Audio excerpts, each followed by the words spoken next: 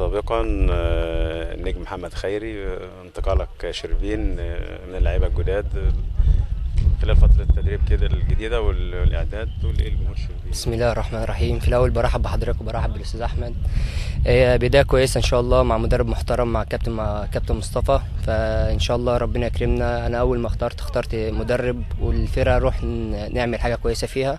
فانا بدايتي مع النادي اول سنه، فربنا يكرم في اللي جاي ونبدا يعني نعمل اي حاجه لجمهور شربين ان شاء الله.